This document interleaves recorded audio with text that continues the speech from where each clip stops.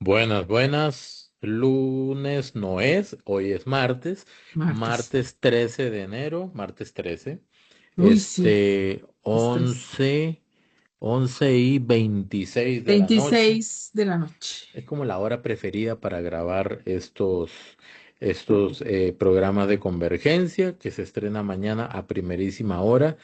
¿Y cómo están, Ana Cris? ¿Cómo está, Richard? Saludos a vos y a todos los costarricenses. Bienvenidos a Convergencia. Correcto. Y nada más quiero hacer una aclaración de un comentario que por ahí hicieron, creo que fue en el último programa, porque ¿Qué nos dijeron? efectivamente las agendas de ambos solamente se pueden cuadrar como a estas horas. Sí. Los sábados más temprano.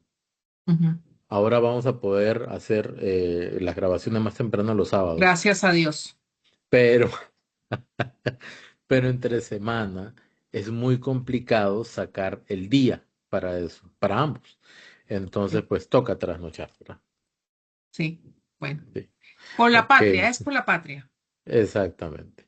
¿Qué tenemos hoy? Tenemos lo siguiente. Primero que tenemos un video de Doña Pilar y el viceministro Ajá. de Alejandro la Barrantes, presidencia. de la presidencia. Ujú. Ajá. ¿Qué es lo que van a decir ellos?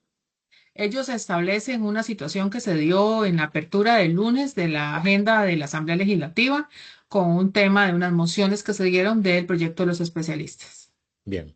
Después tenemos la revisión de dos muy pequeños, ni siquiera extractos, son menciones que hace la señora Claudia Dobles, la candidata del PAC, en la entrevista del octavo mandamiento. Yo quiero hacer o subrayar una solicitud muy especial. Personalmente, no le voy a atribuir este comentario a Ana Cris, pero personalmente yo creo que doña Claudia Dobles tiene la habilidad de poder jugar con el idioma, con las palabras, ¿verdad? Con las ideas. Y cuando uno hace el ejercicio de verificación, uno se da cuenta que hay imprecisiones. Esto que vamos a analizar se trata sobre educación y seguridad, ¿ok? Y es sumamente importante. Si usted considera que esto ayuda a generar criterio, por favor, si lo tiene a bien, compártalo, porque es sumamente importante que la gente se dé cuenta lo que Sí. realmente ha sucedido en el tema de seguridad y lo vamos a contextualizar a nivel de Latinoamérica, ¿ok? Y después de ver el tema de seguridad y el tema de educación, con r- relacionado a la entrevista que le dio Claudia Dobles a Douglas y Coqui en el octavo mandamiento, nos vamos a ir a ver justamente lo que pasó el día de hoy con la denuncia Del señor sobre presidente. el posible atentado contra la vida al presidente de la República, ¿verdad, Ana Cris? Correcto, correcto. Vamos a ver tres videos que nos ponen en perspectiva el señor Jorge Torres, de la DIS, un video que Director de la DIS. tenemos, director de la DIS, perdón, Ujú. de un tema donde nos amplía Repretel, donde hay una segunda, una ampliación de la denuncia. Y por número tres tenemos una posición, que se dio ahí en la Asamblea Legislativa, donde podemos ver, pues, qué es lo que ellos opinaban con respecto a esta posible denuncia que se dio. No, esta denuncia que se dio. Exactamente. Entonces, vamos a entrarle de una para ver si no nos queda tan largo el episodio. Ok, Pero ustedes saben que, aunque sea largo, lo hacemos con mucho cariño. Ahí así está, es. listo. Entonces, este es un video de doña Pilar Cisneros con el señor Jorge Rodríguez, ¿verdad? No, Alejandro Alejandro. Barrantes, ujú. Alejandro Barrantes, perdón. Alejandro Viceministro Barrantes, de la eh, vi- presidencia. Ajá, viceministro de la Presidencia, que es como el enlace entre el Ejecutivo y la Asamblea dentro de la Asamblea Legislativa, y correcto. lo comentamos rápidamente. Sí.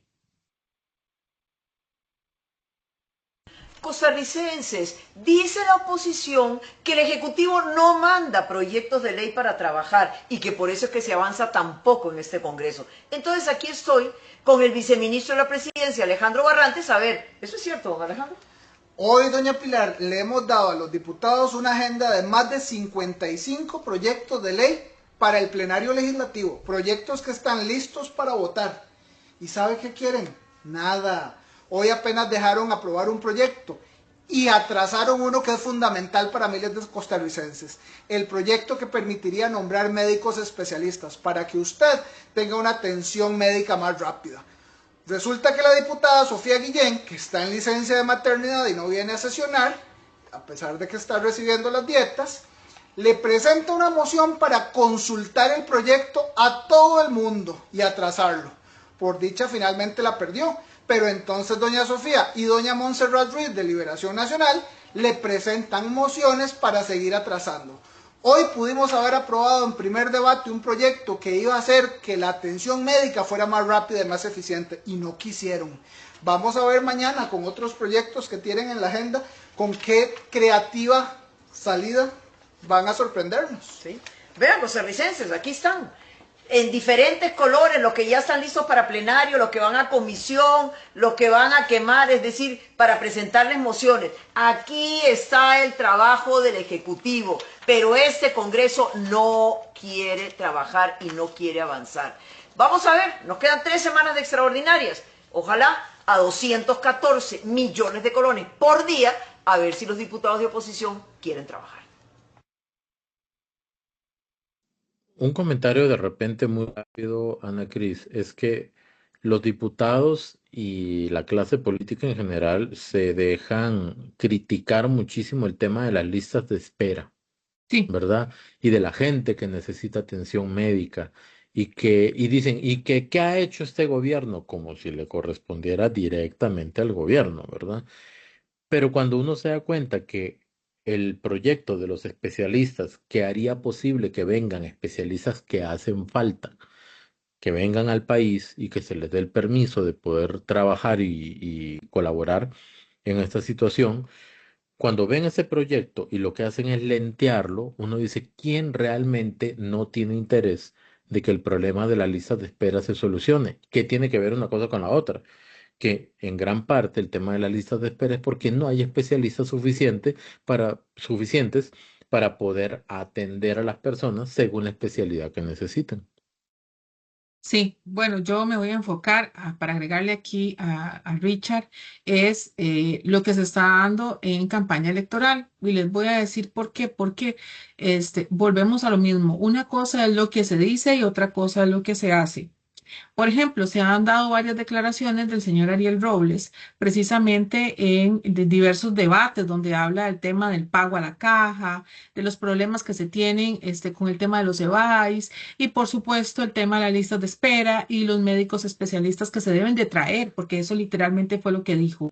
No coincide con la posición de la diputada Sofía Guillén, que estando en licencia de maternidad le quiso poner todas las mociones, una moción donde se le iba a dar consulta a todo el mundo, hasta el que a ustedes se les pueda ocurrir, cuando eso costarricenses ya sucedió en comisión. No es justo que una cosa sea la consulta y otra cosa es que sea el atraso o el darle tiempo a un proyecto para que no sea aprobado. Precisamente ese es el punto, que no existe consistencia entre lo que dice un diputado, un candidato a la presidencia y lo que hace la diputada de su partido, precisamente con un proyecto que igual beneficia, aunque no esté presentado a nombre de ellos particularmente como partido. Ahí es donde debemos de primar los intereses precisamente del país y no los de un partido o los de la etiqueta de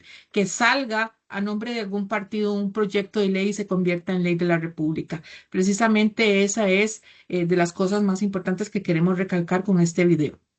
Sáqueme una duda porque yo no estoy muy empapado con esa noticia. ¿Cómo es que la diputada Sofía Guillén, estando incapacitada y con licencia de maternidad, o con licencia más bien, ¿verdad? De Ujú. maternidad, cómo hizo para presentar esa moción? No sé, Yo imagino que lo que hace es enviarla por medio de los asesores. asesores. Ujú. Y de hecho, generalmente esta ha sido una constante, ¿verdad? Porque ya es la segunda vez, ¿verdad? Hay una acción de parte de ella en medio de en medio de una incapacidad. También llegó a una votación en medio de la incapacidad a un partido que siempre ha dicho que hacer más trabajo o hacer trabajo dentro de una incapacidad no es posible, ¿verdad? Entonces, vamos a lo mismo, no hay coincidencia dentro de las cosas que hacen y dicen, son muy flexibles con respecto a los intereses que tengan. Por cierto, Sofía Guillén fue la que se dejó decir, y les recuerdo porque estos son palabras de ella, en una comisión, que si se traían médicos de otras partes iban a ser carniceros. Exactamente. Bueno, ahí están los hechos. Como dice Ana Cris, los hechos hablan más que las palabras. ¿Ok? Bien. Ahora vamos a Ahora, ir con a desglosar un poco. No quiero que piensen que vamos a ver grandes videos de las intervenciones de Claudia Dobles. Vamos a utilizar únicamente menciones y referencias que hace. Dos. La primera sobre el tema de seguridad, pero nos vamos a concentrar en explicarles que ujú, no solamente Costa Rica vivió un impacto fuerte a nivel de criminalidad a partir del 2022. Esto sucedió a nivel latinoamericano, latinoamericano. ¿ok? Ujú. Y se los vamos a mostrar con algunos datos. Y eso es lo primero que vamos a ver. Entonces vamos a poner aquí el video para que podamos escuchar ese pedacito y comenzar a desglosar qué fue lo que no dijo, lo que se omite, o por qué de repente suena a veces, no solamente con la candidata Claudia Dobles, sino con los demás candidatos que le achacan al Poder Ejecutivo o al gobierno la responsabilidad por algo que de repente es difícil de manejar, ¿verdad? Entonces vamos a escuchar. Ok. Todo. Lo que ha habido es o inacción, falta de Yo no estoy rumbo. hablando del gobierno, yo estoy Lo diciendo sé, que si yo ya usted me voy a... queda, ¿qué ya va a me hacer voy- usted? Claro, pero lo Porque que quiero... la gente lo que le interesa es... Pero ¿qué lo van a que hacer quiero ustedes? decirte es que esa crítica no se sustenta en datos. La crisis y el disparo de homicidios se da en esta administración, no en la administración pasada. Nosotros lo que estamos... El disparo de los homicidios, dice así, ¿verdad? No se da en esta administración, sino Administración. en la administración pasada. Ujú. ¿Cierto? Así, eso fue lo que Sí, dijo. correcto, exactamente. Bien. Entonces, vamos a ver primero esto. Este es el observatorio del Ministerio de Justicia, ¿verdad? Que viene a calcular o a mostrar una estadística de las víctimas de homicidios dolosos por año y mes de ocurrencia entre enero del 2010 y junio del 2023. El gráfico se ve muy pequeñito ahí, por eso lo tenemos grandote aquí. Vean las cosas interesantes que se pueden observar acá. Primero que todo, efectivamente, en el año 2022 asume el gobierno, que se asume el gobierno, comienza a haber un disparo hacia arriba en los homicidios dolosos. ¿Ok? Ujú. Em, pero acá hay que ver algo interesante. Durante los dos gobiernos del PAC, vean, desde el 2014, desde septiembre del 2014, comienza a haber un repunte constante en homicidios durante los dos gobiernos del PAC completos. Vean este recuadro, este segmento, ¿se ve la manito ahí, Ana Cris? Sí. Este segmento rectangular que les muestro acá son los dos periodos del PAC completitos. ¿Y dónde está la crítica ahí? Vean que antes de septiembre del 2014 había una disminución importante en el tema de los homicidios. ¿Qué es lo que podemos ver acá? Acá vemos tres etapas o tres periodos. ¿Ok? Este periodo donde hay pocos homicidios puede ser el periodo de la siembra. Ujú. ¿Ok? ¿Por qué? Porque una crisis a nivel, por ejemplo, de homicidios o de crimen organizado, imposible es que se dé de un día para otro. Tienen que irse creando condiciones, Condiciones. ¿ok? Características, requisitos, si lo quieren ver así, para que comience a sembrarse la semilla de lo que posteriormente va a ser una crisis a nivel de crimen organizado. Aquí algo pasó. ¿Para qué? Para que de repente en septiembre del 2014, habiendo asumido Luis Guillermo Solís ya, ¡pum! Dispara. Ujú. y vea cómo se mantiene durante el 2014, 2015, 2016, 2017, 2018 llega Carlos Alvarado, continúa 2019, 2020, 2021. Ojo, estábamos en pandemia. Ujú. Esa es otra cosa que le colaboró a esa administración, ¿verdad? Sí, Y baja estando un en poco, pandemia pero se no mantiene baja igual. muchísimo. Pero no No, baja muchísimo, ¿verdad? no, no. Aún estando en pandemia sigue ese asunto Durante y 2 años y tanto la gente guardada en la casa prácticamente sin poder movilizarse, con restricciones de circulación, etcétera, etcétera, ¿verdad? correcto. Entonces, la pregunta es, ¿cuál fue la contención que se dio durante estos 2 periodos de gobierno? Y que obviamente en algún momento podría desembocar como sucedió acá o despuntarse. Entonces, efectivamente, una cosa es decir que en el año 2022, cuando asume este gobierno, aumentan los homicidios y otra cosa es decir que es por culpa del gobierno. ¿Ok? Lo que aquí sí podemos decir y concluir es que durante este periodo del 2010 al 2014 algo pasó, algo se fue sembrando para que después se viniera a incubar durante 8 años y dispararse a partir del año 2022. Ese es el primer dato que tenemos. Pero qué curioso. Esto estábamos viéndolo Ana Cris y yo antes de grabar. Vean este otro gráfico. Ay, esta es la tasa de homicidios en América Latina en el 2022. Curiosamente, vean por acá, el primer lugar, Venezuela. La tasa dice que es tasa de homicidios por cada 100.000 habitantes. Estamos Ujú. hablando del 2022. Es el año en el que se disparan los homicidios. ¿Ok? Que es Hon- post pandemia. Exacto. Aquí está Venezuela 40.4, Honduras 35.8, Colombia, Ecuador, México y Belice están en un solo recuadro. Vea que aquí tenemos como los niveles de gravedad, Ujú. digamos, ¿verdad? Entonces está Venezuela, que es este, después viene Honduras, que es este, después viene, no, no, no, perdón. Venezuela es este, de 40 a 50. Luego viene Honduras, de 30 a 40. Luego vienen Colombia, Ecuador, México y Belice, de 20 a 30. Bajamos y ahora sí, aquí viene el bloque donde está Costa Rica. Brasil, Guatemala, Guyana, Costa Rica, Paraguay y Uruguay. Incluso Uruguay, que es uno de los Uruguay. países más pacíficos también, ¿verdad? Que Ujú, hay en el continente. ujú. Vean lo curioso. Todos los países comienzan a mostrar niveles particularmente altos. Solo hay un Ajá. país que disminuye, El Salvador, porque comienza la mano dura de Bukele. Y además Bukele está, bueno, El Salvador estaba más afectado por el tema de las maras que por un tema de crimen organizado vinculado con el narcotráfico. Aquí tienen ya un nivel un poco más bajo, El Salvador, Surinam, Paraguay, Nicaragua y Chile. Con Nicaragua yo le pondría un asterisco, porque la represión que hay en Nicaragua, ¿verdad? Incluso para reunirse en la calle es bárbara. Y no hay datos para Perú, Argentina y Bolivia. ¿Ok?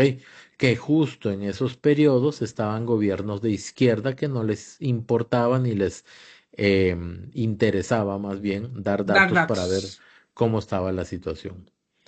Entonces, ¿qué es lo que pasa? Comenzamos a buscar más información y encontramos, por ejemplo, lo siguiente. No sé qué tanto se ve. Sí. No se puede hacer un poquitico más grande, no. Híjole, vamos a ver. No, imposible. Una, dos, tres, ya no. En No, ya dos. no. Ahí. En el 2, ajá, ok. Ok. Subilo, Ac- exacto. Vamos a bajarlo. Es que como está grandote. Ahí, ahí, ahí, ahí. Ujú. ¿Cuáles son las líneas que se disparan a partir de finales del 2021 y el 2022? Chile se dispara, Ujú. se comienza a subir Costa Rica, Ecuador entra en una crisis Pero terrible, vean, pero vea cómo va Ecuador. ¿Recuerdan cuando secuestraron un canal de televisión? ay, sí. Bueno, una serie de factores ahí, ¿verdad? Ujú. Y los que estaban un poquito más estables eran México y Brasil. Ujú. ¿Ok? Bien. O sea, estamos viendo, no es un fenómeno únicamente de Costa Rica. No lo es. Es un fenómeno continental. Y eso lo dice France 24, la cadena francesa de noticias. Inside Crime, ¿verdad? Que es como una organización, dice América Latina y el Caribe vivieron un récord de homicidios en 2022. América Latina y el Caribe. ¿Ok? No sé, Ana Cris, si usted lo puede ver. Sí, Espérese. Vamos a ver si lo hacemos un poquitito más grande. Ajá. Si quiere, le ajá. echamos una leída rápida. Ok, ¿cuál? ¿Usted o yo? Como usted quiera. Si quiere usted, porque siento que ahorita se me va la voz. Ok, dice, para gran parte de América Latina, el 2022 marcó un récord de tasas de homicidios por el narcotráfico, la violencia de grupos armados y el flujo de armas. El Caribe estuvo particularmente tocado y se convirtió en una zona crítica en cuanto a los asesinatos, especialmente en las Islas Turcas y Caicos y en Jamaica. La organización Insane Crime dice, llama la atención en su balance de los homicidios en el 2022. Bien, no vamos a leer la nota completa, pero aquí cuando comenzamos a bajar, ¿verdad? Nos damos cuenta que efectivamente el año 2022 fue un año determinante para el aumento del crimen por muchos motivos que ahora los vamos a analizar. ¿Ok? De hecho lo tenemos ahí ya listo, nada más para echarle una lectura y aterrizar justamente en esa data. Ujú. Pero, por ejemplo, bueno, aquí el Banco Popular no paga, pero ahí aparece. Dice, por ejemplo, que, vamos bajando, bueno, aquí habla de Ajá. Jamaica, De Jamaica, los temas de los 1.498 asesinatos en el 2022, por ejemplo. exactamente. Luego vamos con Haití, que también Haití, tiene dice, un la aumento de falta homicidios de un de treinta y un cinco punto dos por 5.2%. ciento. Después Ecuador, una Ecuador. situación verdaderamente catastrófica. Vea que dice, por segundo año consecutivo Ecuador tuvo una de las tasas de homicidio de más rápido crecimiento en la región. En Ujú. 2022 el país registró 4.603 asesinatos, representando una tasa del 25.9 por cada 100.000 habitantes. Según Inside Crime, representa un 86. aumento del 86% interanual. ¿Ok? Sí. Pero vea, esta subida de violencia se explica por los niveles históricos de cocaína que ingresaron al país. Las bandas criminales relacionadas a este tráfico atacaron principalmente a funcionarios judiciales y policías cuyos asesinados asesinatos debe ser, alcanzaron Asesinatos alcanzaron niveles niveles récord récord, ¿verdad? Y hay lucha debido a de la lucha entre pandillas, pandillas. lucha de bandas, ¿verdad? La influencia del crimen organizado. Luego, Venezuela, Venezuela. ¿verdad? Dice, Venezuela es el país de Sudamérica con mayor número de homicidios por número de habitantes, con 9.367 muertes 9.367. en muertes violentas en el 2022. Los homicidios se mantuvieron relativamente estables en todo el año, después de varios años de haber estado a la baja, con una tasa de 40.4 por cada 100.000 Dígame. personas. Y todos tienen una raíz en común, el crimen organizado a raíz del comercio ilícito de la droga, Ujú. ¿verdad? De la cocaína. Y bueno, esto fue el cuadro que vimos ahorita, ¿verdad? Vamos a ver, dice Colombia, ¿verdad? Colombia también dice, de acuerdo con la Policía Nacional de Colombia, durante el 2022 se registraron un total de 13.442 homicidios, llegando a un promedio de 26.9 por cada 100.000 habitantes, una cifra que sigue la tendencia del año anterior. Y ahí comienza a hablar de zonas internas de Colombia, Honduras, el país más violento, también en el 2022. Y ahí sucesivamente pues va comentando y explicando en detalle, ¿verdad? Este es el gráfico que ya vimos. Este es el gráfico de los homicidios en Costa Rica, los homicidios dolosos, que los vimos acá. Y yo creo que es importante remarcar, vean que cuando se habla de lo de qué ha pasado en el país a lo largo de las últimas décadas con respecto al crimen organizado, y uno observa este gráfico, más allá de dónde sube y dónde baja, uno lo que observa son tendencias. Ujú. Ok, acá hay una tendencia, aquí hay otra tendencia durante los dos gobiernos del PAC y aquí hay un repunte, pero ese repunte acabamos de ver que es el producto de una situación propiamente desarrollada en Latinoamérica. ¿A Ujú. raíz de qué? De lo que vamos a ver a continuación. Y ahí Ana Cris nos va a volver a ayudar a leer. Le voy Ajá. a presentar esta inteligencia artificial, se llama Gemini, ya mucha gente lo conoce, ¿verdad? Déjeme ver si puedo hacerlo un poquito más grande, ahí. Ufa. Ajá. Gemini, Gemini es la inteligencia artificial ligada o asociada a Google. Es la Ujú. inteligencia artificial de Google. Entonces está conectado con los patrones de búsqueda de Google, lo que hace pues muy confiable los datos que nos puede proveer porque están casi que en tiempo real. Entonces, Ana Cris, por favor. Dice, el año 2022 es considerado por expertos en seguridad como un punto de inflexión o una tormenta perfecta para el crimen organizado en Latinoamérica. No fue un solo evento, sino la convergencia de varios factores estructurales y coyunturales que detonaron en una espiral de violencia que aún hoy persiste. Aquí te detallo los pilares de lo que ocurrió ese año para cambiar el mapa criminal de la región. Uno, el efecto rebote post pandemia. Tras Ok, los de confinamientos. repente nada más Ok, aclarar que aquí dice, aquí te detallo los pilares, es porque uno realizó una solicitud a la inteligencia artificial ujú. que con datos reales hicieron análisis por qué el repunte criminal a partir del año 2022. Entonces, ahora sí, si quiere continuar desde el uno. Ok, dice el efecto rebote post-pandemia tras los confinamientos del 2020 y el 2021. En el año 2022 marcó la reapertura total de las fronteras y las rutas comerciales.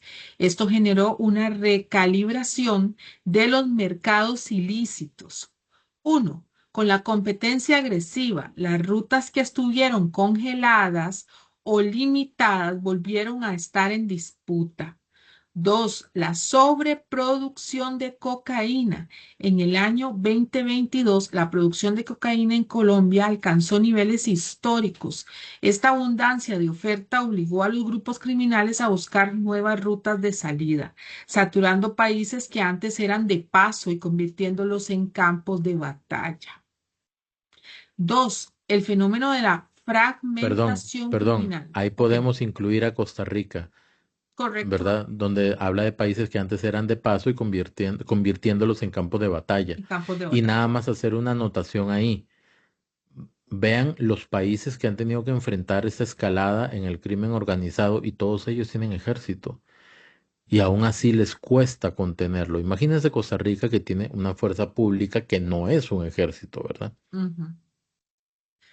Dice, el fenómeno de fragmentación criminal. A diferencia de las épocas de los grandes carteles como el de Medellín o Cali, en el 2022 consolidó un modelo de fragmentación. En lugar de un solo grupo dominante, surgieron decenas de bandas locales pequeñas, pero altamente violentas. Punto 2 dice subcontratación.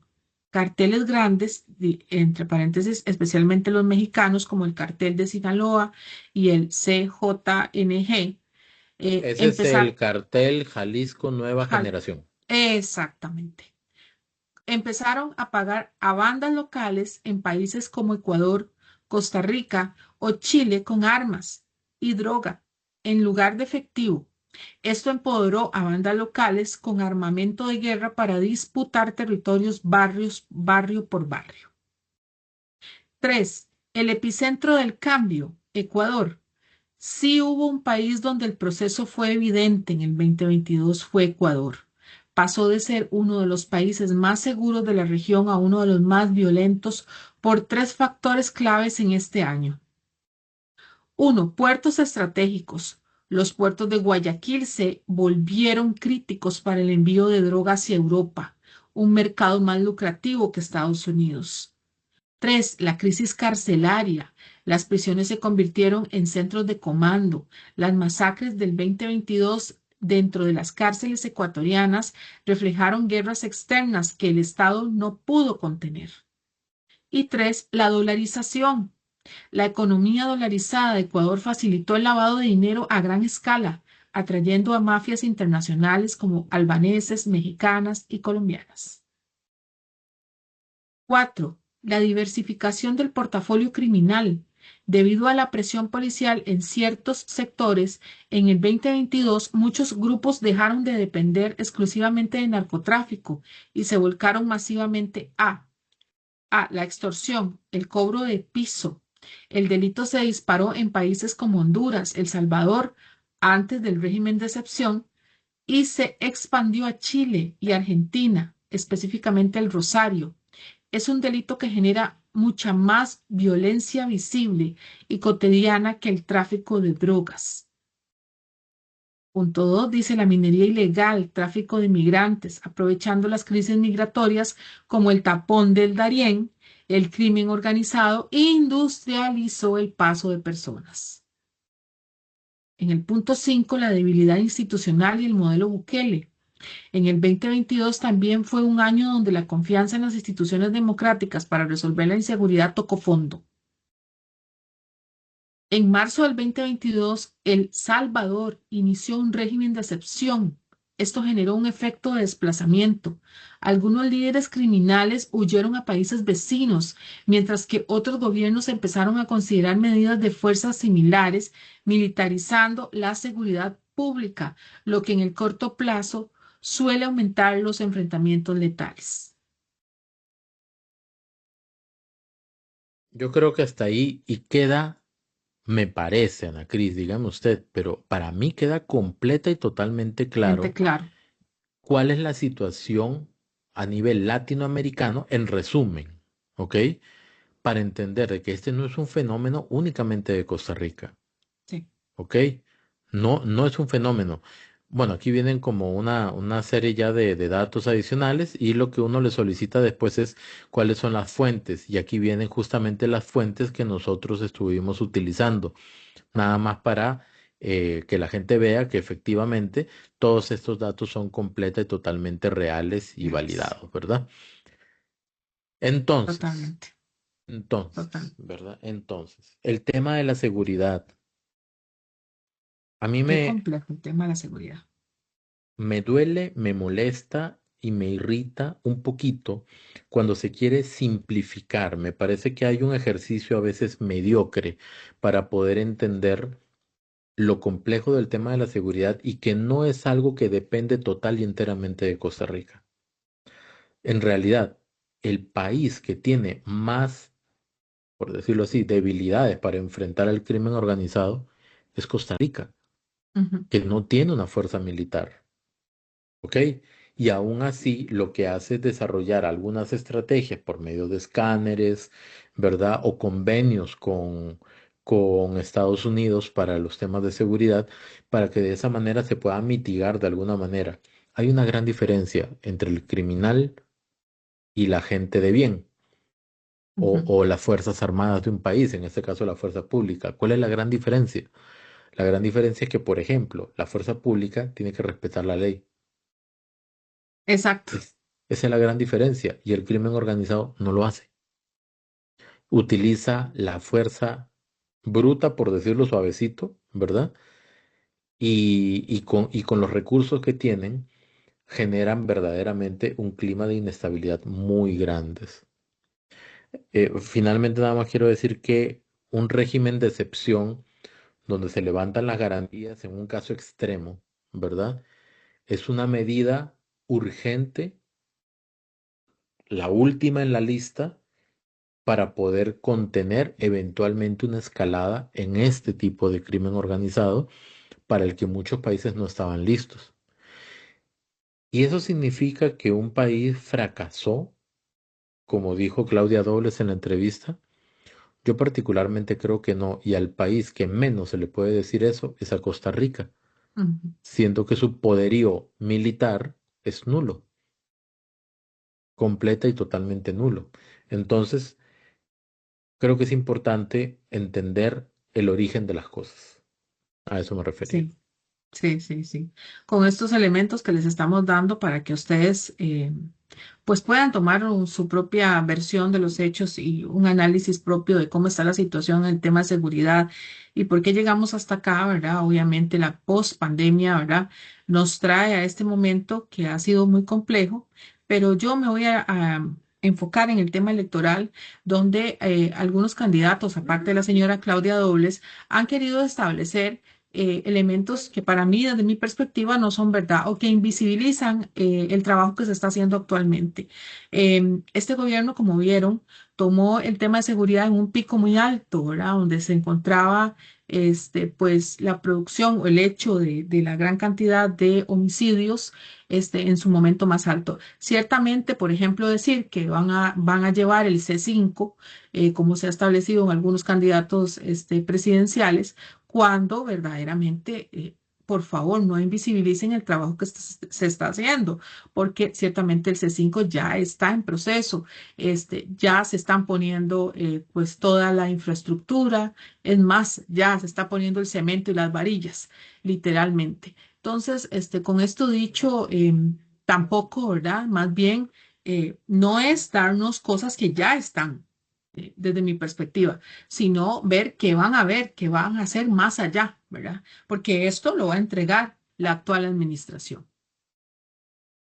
El presidente Rodrigo Chávez dijo en alguna oportunidad que lo que se busca hacer como estrategia es cortar el flujo de aquello que alimenta a las bandas.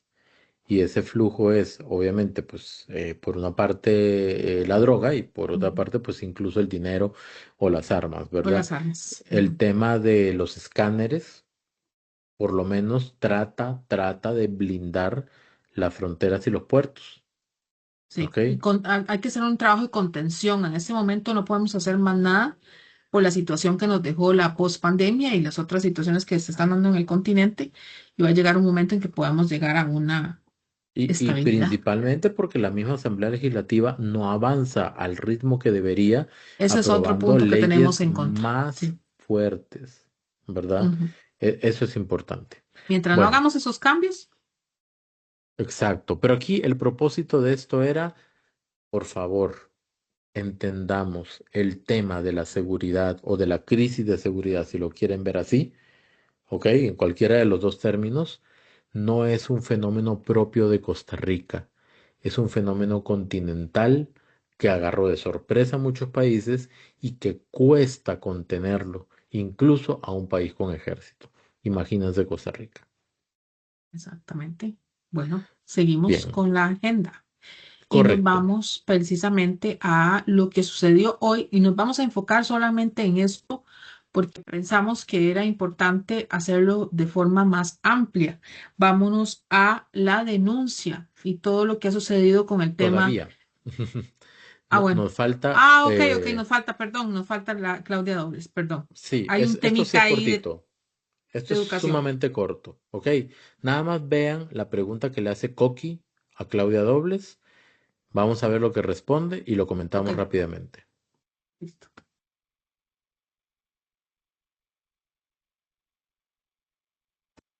Experiencia. Entonces, generar pasantías y fortalecer educación dual con los sectores productivos. Me parece muy bien, doña Claudia, desde la perspectiva técnica, pero desde la perspectiva que le hice la pregunta, no me ha respondido aún, siento yo. Yo siento que la gente quiere saber desde el lado humano, desde el lado emocional, que si va a volver esto. Pero ¿Verdad? ¿qué es lo que va a volver Coqui? O sea, la prioridad Guías es esa. sexuales, un montón de cosas que se pusieron. La gente quiere hoy, de verdad, una respuesta sobre estos temas. La pregunta de Coqui inicialmente había sido si las guías de afectividad, las guías sexuales, iban a volver o no. Y lamentablemente lo tengo que decir así, para variar, Claudia Dobles lo que hace es responder otra cosa, responde, las prioridades de la educación va a ser Dar esto, esto, vueltas. esto. Ajá, pero digamos, ok, bien por lo que responde, pero la pregunta fue otra.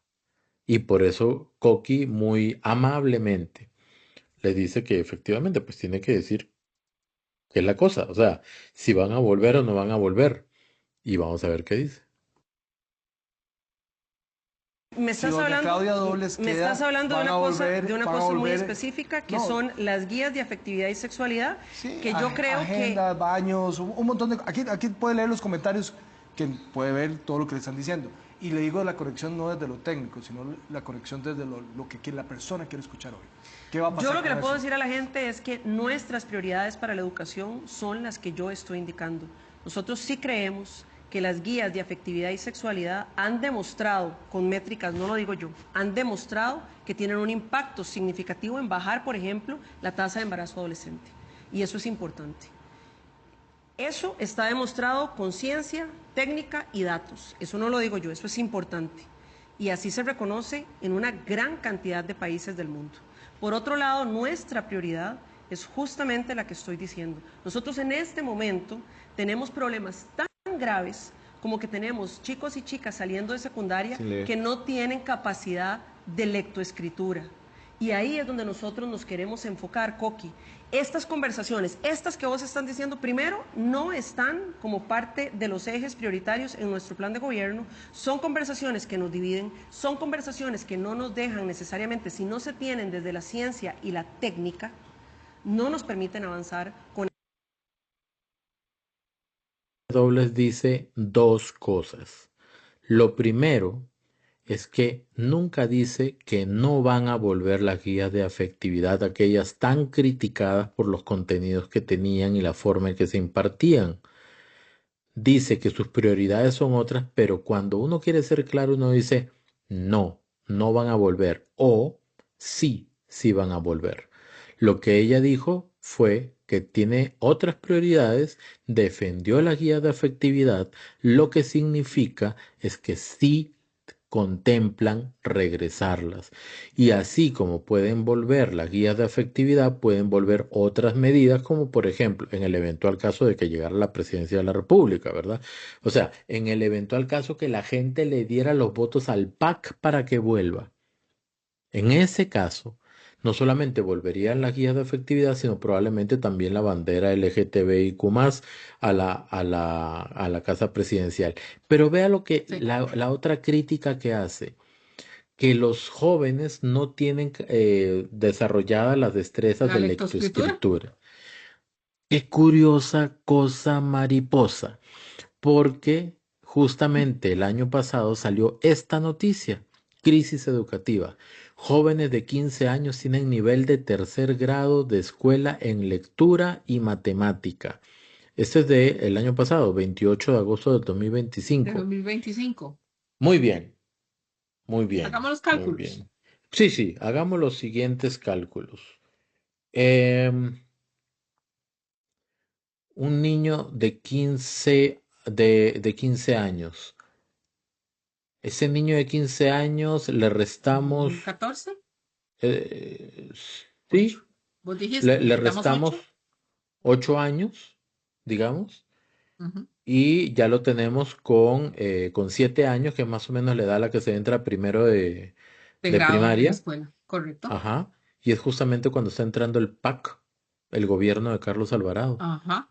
O sea, ujú. Entonces, para ser más claros, ese joven, perdón, de 15 años, hoy recibió una educación deficiente en algún sentido a partir del año en el que el PAC asume el poder.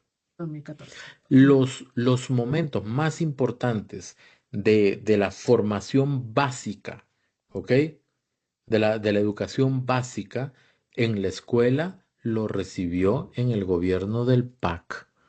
Y ese gobierno de Carlos Alvarado lo que hacía era jalar lo que había desarrollado Luis Guillermo Solís anteriormente, que no había reparado de los gobiernos de liberación antes de eso.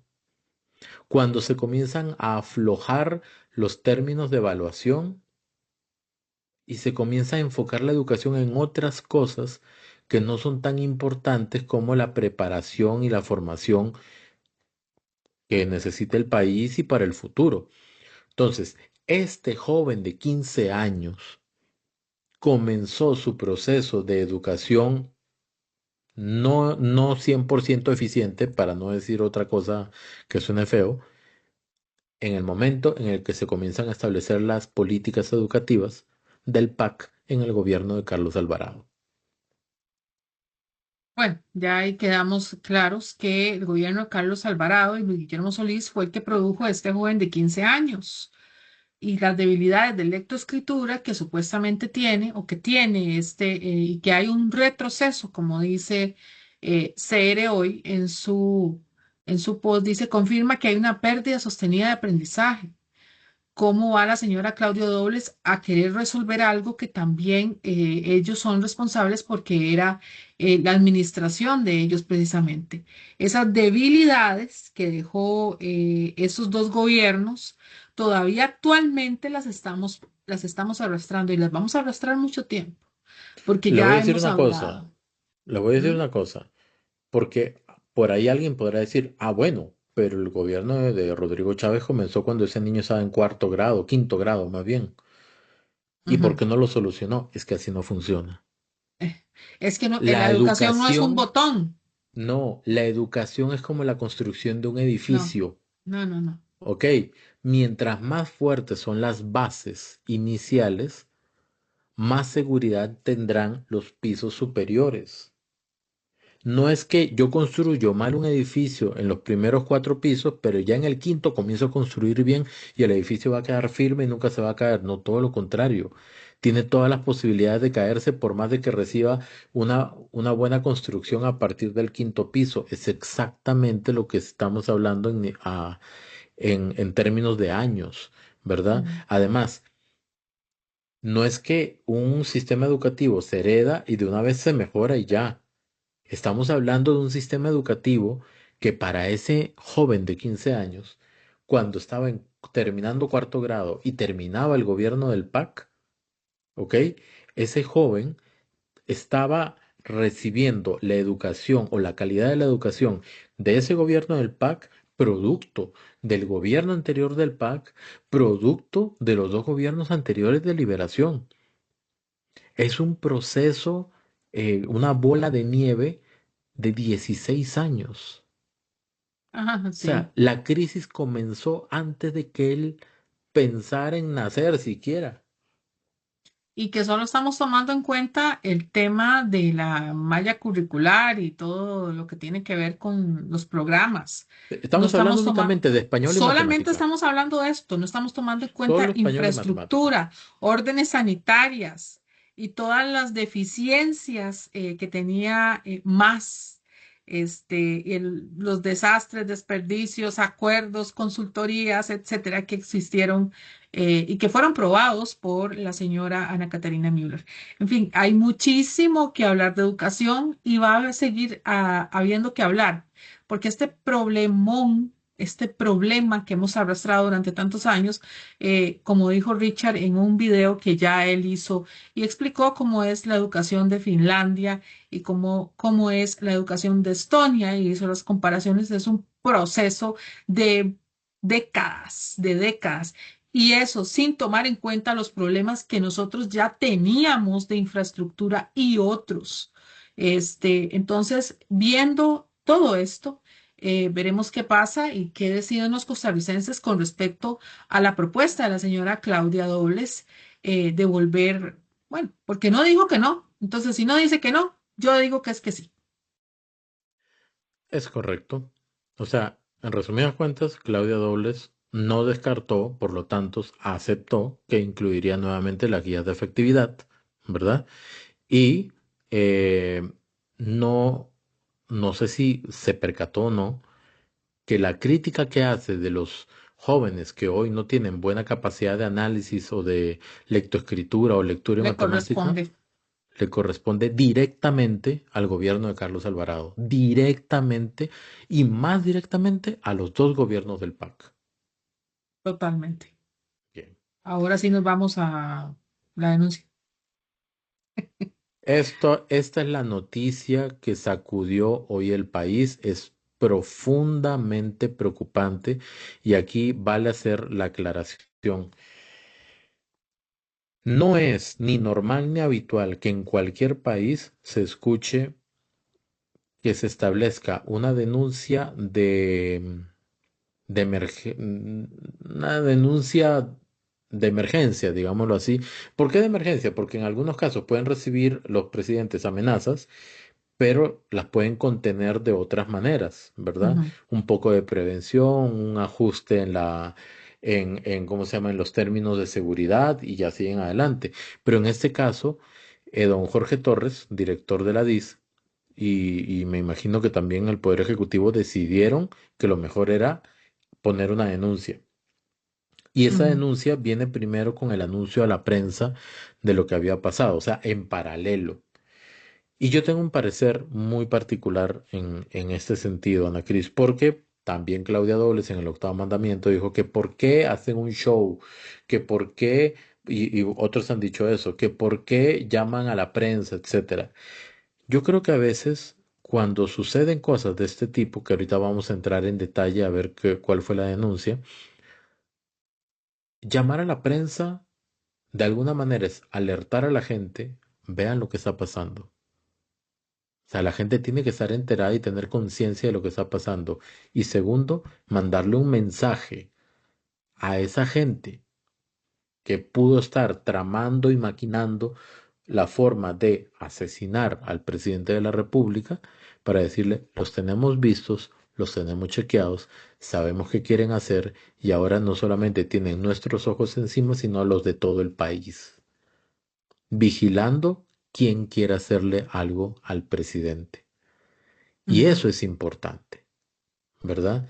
Entonces, pues basado en eso, viene justamente esta denuncia. Vemos el video y lo comentamos. Sí, por favor. Listo, vamos. Que recibimos de fuente confidencial sobre la amenaza sobre la muerte, sobre la vida del presidente de la República. En este caso, yo como funcionario público y además como director de inteligencia tengo el deber de venir a poner la denuncia a la Fiscalía General. Don Jorge, se habla de que ustedes han logrado recabar suficientes pruebas, pantallazos, se habla de conversaciones, se habla de suficientes elementos que podrían comprobar que se estaba intentando materializar el homicidio del presidente de la República.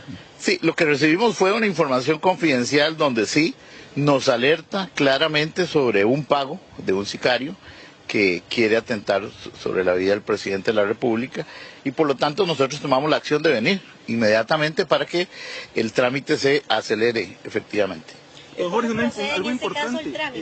¿Cuál es el trámite? No, me toca, yo no sé si es un momento histórico que un director de la DIS venga a poner la denuncia, en este caso, sobre la vida del presidente, pero en este caso sabemos que es el mandatario de la República y nosotros tenemos la obligación de venir para que el trámite se acelere. Creo que en el pasado han habido otras amenazas de muerte, como el caso de la hija del magistrado Rueda, y creo que lo que queremos es que sea más pronto, ¿verdad? Y que sea más pronto porque se trata de la vida del presidente de la República. Y tomamos la decisión hoy en la mañana, reunidos con las jefaturas, de que yo viniera efectivamente yo mismo como director a poner la denuncia penal. Jorge, ¿cuánto cambiarán las medidas de acuerdo a la recomendación de la DIS, las medidas de seguridad en torno al presidente de la República y su movilización? Bueno, en este caso ya nos reunimos con don Jeffrey Cerdas, que es el jefe de seguridad del presidente, para que él tome las acciones de reforzar la seguridad no solamente de él, sino del entorno familiar. Estamos a la puerta también, justamente hoy, de la llegada del presidente Nayib Bukele. Por supuesto que es un momento de conmoción en el país. ¿Cuánto podría afectar esto? Y obviamente reiteramos el cambio en las medidas de seguridad del presidente. Sí, este es un caso excepcional. Yo creo que la vida del presidente no se puede escatimar ningún esfuerzo. Es el presidente de la República. Y por lo tanto, repito, como funcionario público y como director de inteligencia y contrainteligencia de este país, tengo el deber de acudir inmediatamente a la Fiscalía General para poner la denuncia de día. Evidentemente sabemos que no nos puede dar detalles porque es un caso en investigación, pero al acudir a la Fiscalía, ¿tienen personas ya como sospechosas de esta situación que nos está contando? Nosotros lo que hacemos es trasladar la información que recibimos de fuente confidencial y le tocará a la Fiscalía estimar. Lo que queremos es acelerar el proceso. No sé si será oportuno, don Jorge, pero se podría dar a conocer de ese pantallazo de la transferencia o Simpemóvil, ¿cuál sería el monto que supuestamente se depositó? No quisiera ahondar en temas que pueda dañar la investigación. Quisiera dejar eso en manos del Poder Judicial. Don Jorge, si tal vez nos pudiera explicar en qué momento o a qué hora justamente es que ustedes reciben esta alerta y lo que les indican específicamente, si pudiéramos reiterar. Sí, lo que recibimos es lo que les dije anteriormente, es información confidencial que quisiera dejarla plasmada en la denuncia, en el expediente. No quisiera andar en eso, solamente decirles que sí, que se trata de la vida del presidente de la República. Pero fue el día de hoy que recibieron ustedes esa alerta. Sí, correcto. En este momento usted tendría que recurrir a la Fiscalía General por tratarse de un miembro de los supremos poderes. Podemos verlo así lo entendemos. Sí, señor, yo acudo acá porque se trata del presidente de la República. ¿Y ustedes esperarían mayor seguridad? Bueno, ahí más o menos don Jorge Torres está explicando el proceso, qué fue lo que sucedió. Pues si le metemos un poquitito de contexto, ¿verdad? Es que a mediados del mes de diciembre del año pasado, al parecer hubo una conversación entre diferentes personas, al menos dos, ¿verdad? En un grupo de WhatsApp en la que se estaban intercambiando mensajes relacionados a temas de sicarios, temas de como de que están persiguiendo a alguien o que se estaba pagando al parecer para matar a alguien, que en el caso, aquí es un paréntesis importante, en el caso del presidente no es un homicidio regular, digamos, Regular, ajá. Es sino un que magnicidio. se denomina magnicidio por el poder que ostenta la persona que podría ser víctima de ese crimen. ¿Ok? Y pues ahora volviendo al tema, este intercambio en este chat de WhatsApp, de alguna manera se logra tener capturas de esa conversación o de parte de esa conversación donde no es usual estar hablando de mandar a matar gente, que sicarios, que plata y ese tipo de cosas. Al parecer tienen la evidencia de una transferencia también y todos esos elementos construidos en una denuncia que está en la página de Trivisión, ¿verdad? Que Correcto. está completa la denuncia explicando los hallazgos que habían al respecto, pues hace que tomen esa decisión. Yo sí creo personalmente que a la menor sospecha de que algo le pueda pasar al presidente, los protocolos se tienen que activar. Todos. El día que la más mínima amenaza sea desestimada de entrada, porque no parece peligroso, ese día podemos estar lamentando que algo gravísimo pueda suceder. Y por eso es importante que estén llevando a cabo todo este proceso de denuncia. Totalmente de acuerdo. Totalmente de acuerdo con vos. Yo siempre creo que esto no se debe escatimar. Veamos el siguiente video. Ok, esto fue ya hoy en horas de la noche. Bueno, ayer, Esta es porque la ya... ampliación. Ok, ayer. Ok, se da primero la primera denuncia de Jorge Torres y Ajá, esta es la ampliación de esa ok, denuncia, donde tienen muchísimos más detalles. listo, vamos. Ampliación que se hizo hace pocos minutos. En la denuncia presentada al mediodía por el director de Inteligencia y Seguridad Nacional, aportó mensajes de WhatsApp puntuales en los que la sospechosa de apellidos Chinchilla Mora reclamaba que el sicario al que le habían pagado no ejecutó el asesinato del presidente. Tuvieron todo el tiempo para acabar con el misógeno, no tuvieron el valor. Si tu sicario no tiene el valor, con el resto de la plata yo les voy a pagar, a matar a ustedes por inútiles. Se trata de una mujer activista en redes sociales denunciada por el delito de tentativa de homicidio. Pero además, el director de la DIS aportó una fotografía de la escolta presidencial del pasado 9 de enero, captada por esta mujer. Adicionalmente, se observa una fotografía capturada por la denunciada o alguno de sus asociados, en la que se aprecia la escolta de seguridad del presidente de la República, concretamente los vehículos asignados para el traslado del mandatario y los oficiales de seguridad de la Guardia Presidencial. Han capturado imágenes con los movimientos del señor presidente de la República, que coincide con actividades que hizo el mandatario ese mismo 16 de diciembre de 2025, cuando se presentó en horas de la mañana al laboratorio Lavín, ubicado frente al Archivo Nacional en Zapote, para realizarse chequeos médicos rutinarios, lo que significa que están llevando a cabo actos de vigilancia y seguimiento para determinar el momento idóneo para cometer su acto delictivo. En horas de la tarde la denuncia se amplió con fotografías y audios captados en una reunión ocurrida este mismo martes, en la cual planeaban el asesinato del mandatario y establecer un gobierno de facto por 18 días. Incluso pusieron el rótulo con un número de SIMPE para financiar el movimiento. Alegaban que debían evitar una dictadura. En una emergencia, el presidente te dijo, en los 8 días se tiene un dictador con 18 días. Quiero, vamos a hacer unas marchas de todos los patriotas y recorrer un poco el país, hacer un poco de bulto, los materiales de Costa Rica, lo que sea. Yo creo que golpeamos, pero lo importante es lo que estamos, es que estemos claros de la necesidad de organizarnos, de dar la lucha, de llevar el mensaje. Toda la información ya está en manos del fiscal general. Como responsable de la seguridad del presidente de la República, confirmo al país que existe una denuncia presentada ante el fiscal general de la República, Carlos Díaz, sobre un plan para asesinar al señor presidente, donde existió un pago a un sicario. Ante esta amenaza real, hemos reforzado de inmediato y de forma extraordinaria su seguridad, en coordinación directa con el director de Inteligencia y Seguridad, Jorge Torres. Esta no es una advertencia menor, ni una especulación, es una amenaza grave contra la estabilidad democrática del país. El fiscal general ya cuenta con la información precisa, nombres, ubicaciones y todo el detalle de las personas involucradas. El gobierno considera que es vital detener no solo a la mujer Chinchilla Mora, sino a todo el grupo que estaría detrás de los mensajes, audios y reuniones con el fin de un magnicidio, un hecho sin precedentes en la historia democrática de nuestro país.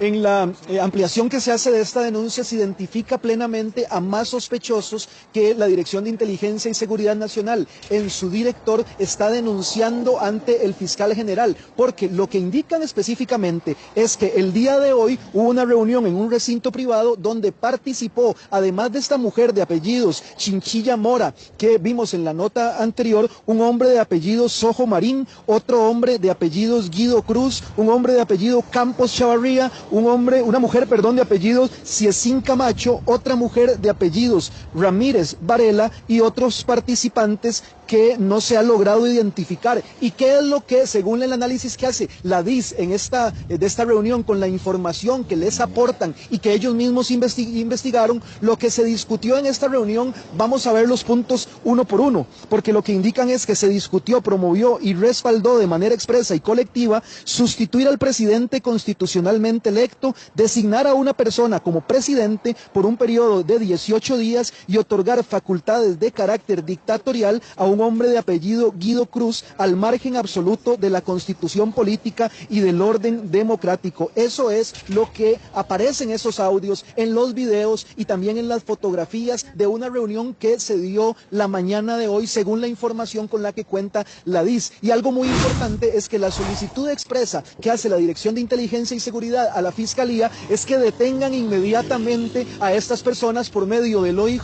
debido a lo que ellos llaman un plan para atentar en contra del presidente de la República y para tomar estas acciones inmediatas una vez que se le dé muerte a el mandatario Rodrigo Chávez, según el plan que también, según la DIS, estaban planeando, valga la redundancia. Nosotros en todo momento y desde el mediodía que hemos venido informando acerca de ello, hemos guardado el recelo de las identidades de las personas y solamente los hemos identificado con los apellidos. Sin embargo, una de las personas, la mujer que denunciaron al mediodía de hoy, la mujer que según las autoridades no le conocen profesión, no le conocen oficio, la identifican como una persona que está activa en redes sociales, pues ella misma grabó un video desde su perfil de Facebook y lo compartió dándose por aludida en esta denuncia. Vamos a ver una parte de él en este momento. Carmen Estela es como se llama esta mujer de apellido Chinchilla Mora.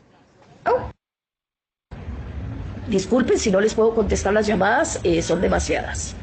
Muchísimas gracias por preocuparse, por la solidaridad, por todo lo que están haciendo por mí, por escribir. Síganlo haciendo. En este momento sí lo necesito. Vamos a poner a prueba al sistema judicial. Vamos a ver si esto funciona o no. La señalada por la Dirección de Inteligencia y Seguridad Nacional en lo que será ya una causa penal. Carmen Estela Chinchilla Mora, esa es la sospechosa de haber enviado los mensajes, de haber seguido la escolta presidencial, haberle sacado fotografías, estar en una reunión el día de hoy con otros miembros de una agrupación que ya dijimos sus apellidos y que estarían detrás de pagarle a un sicario para asesinar al mandatario y poner a un presidente que ellos de alguna manera irían a elegir por 18 18 días. Pero algo muy importante es entender cómo es que se tramita una causa por un delito tan grave como una tentativa de homicidio calificado, que en la doctrina penal se conoce como magnicidio, por ser evidentemente un miembro de un jefe de Estado. Más bien, vamos a verlo en una nota que hicimos para entender a qué se pueden también exponer en las penas de cárcel las personas que puedan detener y puedan procesar por un delito tan serio como el cual se está investigando en este momento.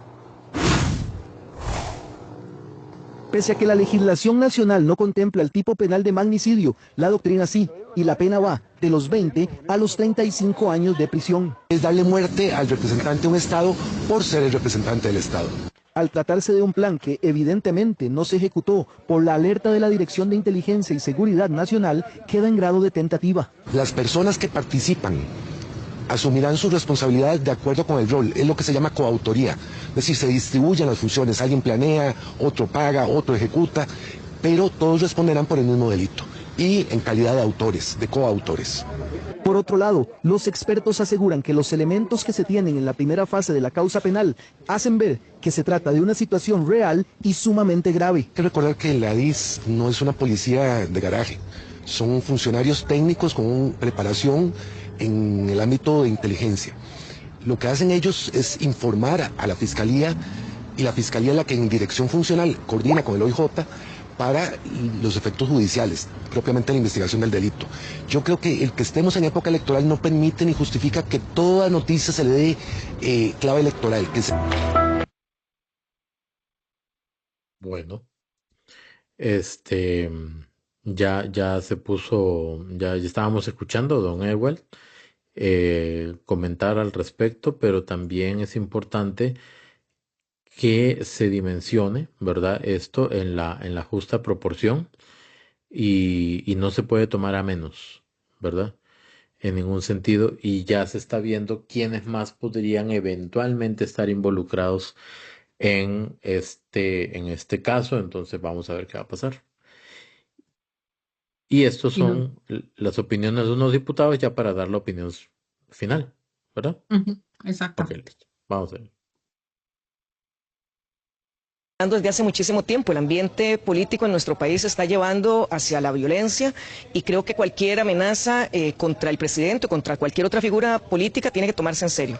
Y esperamos que la Fiscalía haga la investigación que corresponde. Parece que toda denuncia que sobre un caso sobre amenazas de muerte contra cualquier persona o cualquier funcionario público debe ser investigada. Es una denuncia importante que hay que investigar. Cualquier acto de amenaza, cualquier acto de situaciones como estas que se estén dando son reprochables. No podemos nosotros estar contentos ni mucho menos satisfechos y menos todavía tratándose de un presidente de la República de Costa Rica, un país de paz, un país democrático. Aunque manifestaron preocupación, los diputados dijeron que espera que se confirme la veracidad de los hechos denunciados.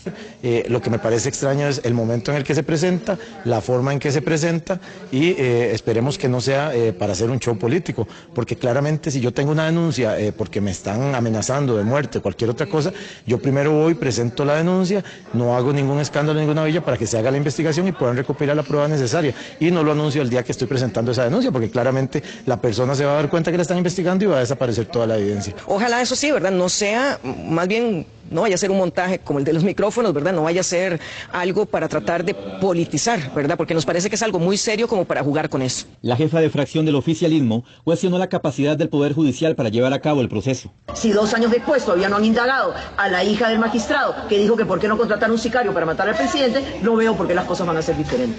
Entonces, ¿es preocupante? La noticia sobre el presunto plan para asesinar al presidente Rodrigo Chávez ya trascendió las fronteras del país y fue replicada por medios latinoamericanos y estadounidenses. Bueno, y ahora tenemos todos los elementos. Exacto. No se puede tomar a la ligera, no se puede comenzar, creo que es sumamente irresponsable comenzar a circular la idea de que es un montaje, que no es verdad, etcétera. Primero, la diputada Rocío Alfaro Molina habla sobre los micrófonos que encontraron en la oficina de doña Laura Fernández y eso está en investigación. Pero ella asume que es un montaje, como son diputados y tienen inmunidad, parece, ¿verdad? En todo momento, entonces dice cosas que en realidad no tienen un grado de veracidad comprobado. O sea, me refiero que sea verdad lo que ella dice. Y en este caso, pues un magnicidio, una amenaza de este tipo al presidente de la República no es ni para poner víctimas, ¿verdad? Ni para estar defendiendo a personas que podrían estar involucradas en eso, Ujú, mucho menos ujú. para tratarlo de manera política. Eso es algo que hay que atender con el cuidado del caso, porque el presidente de la República es la figura elegida por la mayoría de costarricenses y es sumamente importante y vital que se le tenga protegido. Sí. Bueno, en fin, eso es una noticia en proceso, ¿verdad? No tenemos todos los elementos, pusimos los que tenemos hasta ahora, pero ciertamente es una denuncia muy seria. Al parecer, la política se convirtió en un tema ya de una tentativa de homicidio que es muy seria para el ciudadano que es, no vamos a decir más importante, pero es el primer ciudadano de la República que tiene una investidura y sobre él recae, pues, por supuesto, la estabilidad del país y decisiones muy, muy, pero muy importantes. Yo, desde mi perspectiva, lo que espero es que el Poder Judicial haga su tarea, tome seriamente esto y de forma ágil, porque Rápido. me parece que creo que eso es lo que se recogió en redes, ¿verdad? Que de verdad exista una confianza entre el ciudadano costarricense de que de verdad se haga una denuncia y que se lleve un proceso sobre eso, porque es muy importante, ¿no? Como cualquier persona, pero muy, muy importante que tengamos esa garantía eh, de la famosa institucionalidad de la cual muchos pues han defendido y nosotros también queremos creer en ella. Entonces, yo creo que hay que comprobarla a través de hechos y uno de ellos puede ser este. Definitivamente, sin tener todos los datos, hay personas que algunas veces no aceptan lo que las mayorías eligen.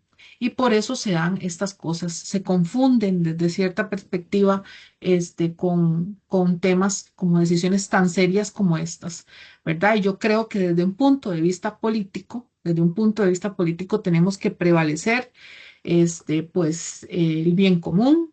La política está hecha para poder conversar de forma pues haber cierto enfrentamiento, pero no llevarlo a estos extremos de los cuales estas personas presuntamente se llevó. Que se haga la investigación, que se encuentren a los culpables de haberlos, ¿verdad? O que los encuentren porque definitivamente los hay y que les caiga todo el peso de la ley. Esto no podemos entrar en ese color de la espiral, en ese Mm, nivel de espiral, ¿verdad? no, Y no politizar esto, sí. ¿ok? Así de sencillo, no politizarlo. Esto es algo muy grave, muy delicado. Entonces, nada más invitar a los diputados, a algunos, que sean más responsables cuando van a emitir una opinión sobre esto, porque ellos Mm, deberían también procurar la protección del presidente de la República porque fue elegido por el pueblo y ellos no, exacto, directamente no, directamente no. exactamente, Bueno, exactamente. con eso llegamos al final, creo que nos quedó como de una hora, espero que lo hayan disfrutado. Si ustedes ven que este capítulo es conveniente para que aclarar algo para alguna persona, por favor compártalo y le dice, vea, a partir de tal minuto por ahí hay algo interesante, entonces ahí para que la gente lo vea y agradecerle como siempre a Ana Cris por la construcción de la agenda. Muchas gracias, Richard. Esperamos que disfruten en la mañanita, pues un buen desayuno y pues poner convergencia para ver qué les parece esta agenda política diaria que estamos tratando de llevarles a todos ustedes. Listo. Muchísimas Bendiciones, gracias. Muy buenos días. bendiciones, Que buenos descansen días. Muy y nos temprano, vemos. sí. Bye Chao, bye. Adiós. adiós.